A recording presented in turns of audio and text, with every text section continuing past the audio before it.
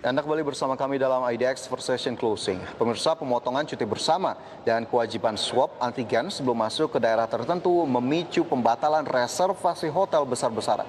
Pihak travel dan pariwisata tentunya terdampak akibat kebijakan tersebut, di mana kebijakan berkerumun yang dibatasi pun akan berdampak besar bagi sektor retail di tanah air.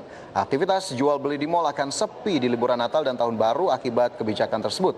Dan di sisi lain, kebijakan pemerintah ini justru memang yang paling tepat untuk menekan penyebaran laju kasus virus corona.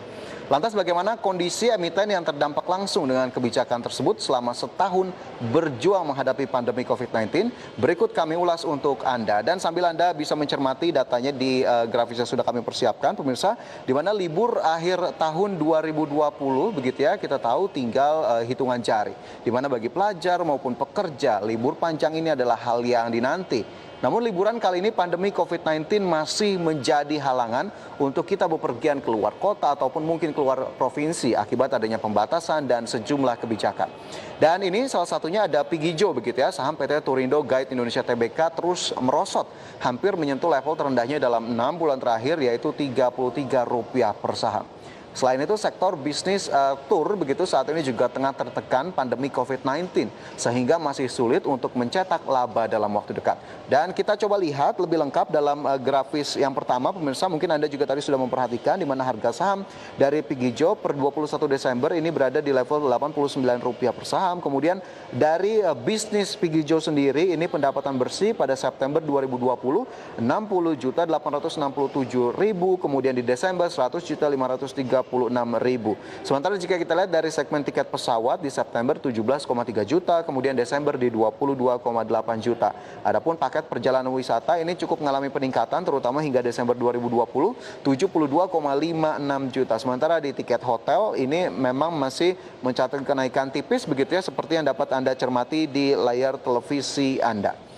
Sementara itu dari emiten yang pertama, pemirsa, kita bergeser ke informasi berikutnya, di mana tidak hanya sektor penyedia layanan travel untuk berlibur dan wisata, di mana secara langsung lokasi atau destinasi wisatanya pun terdampak. Salah satunya PT Pembangunan Jaya Ancol Tbk dengan kode saham PJAA yang kita tahu mengoperasikan beberapa wahana, begitu ya, mengumumkan laporan keuangan interim konsolidasian yang tidak diaudit periode Januari hingga September tahun ini, di mana laporan tersebut sudah dipastikan merugi dikarenakan adanya pandemi COVID-19.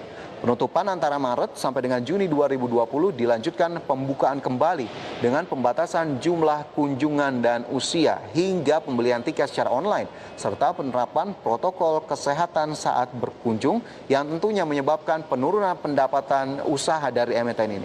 Dan mengatasi kerugian akibat pandemi di tahun ini, perseroan pun memiliki sejumlah strategi untuk bisa bertahan, mulai dari pemotongan gaji direksi dan komisaris hingga tidak membuka lowongan pekerjaan di sepanjang tahun 2020. Pembatasan aktivitas di libur Natal dan Tahun Baru ini pun semakin menahan kinerja perseroan. Dan kita lihat highlightnya kinerja dari Pembangunan Jaya Ancol Tbk, begitu ya, pemirsa. Jika kita lihat harga saham pada 21 Desember berada di Rp695 per saham. Pendapatan usaha ini turun pada September 2020 Rp305,5 miliar. Kemudian rugi bersih mencapai Rp252,12 miliar. Dan jika kita lihat nilai aset ini sebesar Rp4,22 triliun. Tidak hanya Pigijo saja dan juga Pembangunan Jaya Ancol, begitu pemirsa, kita coba lihat emiten berikutnya, di mana liburan Natal dan Tahun Baru tidak hanya soal berwisata. Berbelanja untuk kebutuhan Natal dan Tahun Baru juga menjadi hal yang dinanti-nanti, termasuk mungkin oleh Anda, begitu ya. Di mana pembatasan berkumpul dan keramaian juga membawa dampak ke sejumlah emiten retail, salah satunya PT Mitra Adi Perkasa Tbk yang mengalami kelesuan dan kemudian sepinya penjualan dikarenakan pembatasan di periode 2020 akibat pandemi COVID-19. Pengetatan PSBB pada periode akhir tahun ini pastinya akan berdampak pada tingkat kunjungan orang yang datang ke pusat perbelanjaan retailer seperti MAPI yang sudah memberikan ajang promosi untuk menstimulasi penjualan pada kuartal 3 2020. Langkah ini juga dilakukan sebagai bentuk strategi, begitu ya, perusahaan untuk menjual sisa stok mereka selama penutupan mal ketika PSBB pertama kemarin.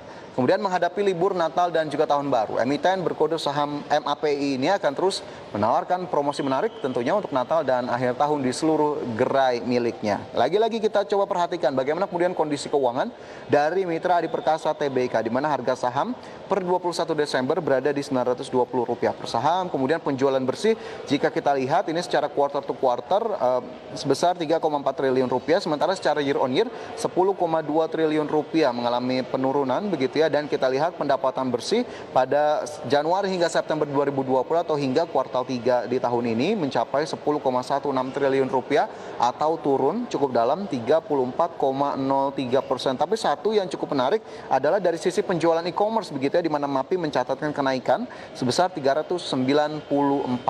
Tentunya itu menjadi salah satu strategi yang harus dikencangkan lagi oleh MAPI. Sementara itu kita bergeser ke berikutnya pemirsa, di mana Natal juga identik seperti perayaan hari raya lainnya. Baju baru, kemudian juga yang perlengkapan baru begitu ya. Sementara sektor retail penjualan pakaian jadi PT Matahari Department Store Tbk ini turut terdampak kebijakan pembatasan aktivitas di liburan Natal dan Tahun Baru, di mana tahun 2020 tentunya menjadi periode yang berat bagi LPPF, di mana hingga akhir tahun 2020 perusahaan berencana menutup 6 gerai, sehingga jumlah gerai LPPF akan menurun dari 153 menjadi hanya 147 unit. Perdagangan di bulan Desember juga diproyeksi masih berat karena terpengaruh perpanjangan PSBB dan pembatasan mudik. Oleh karena itu, manajemen memutuskan berinvestasi pada iklan TV sehingga tetap menjadi top of mind bagi konsumen selama pandemi. Kita lihat bagaimana kemudian highlight dari kinerja Matahari Department Store Tbk atau LPPF, di mana harga sahamnya hingga 21 Desember ini sebesar Rp1.405 per saham.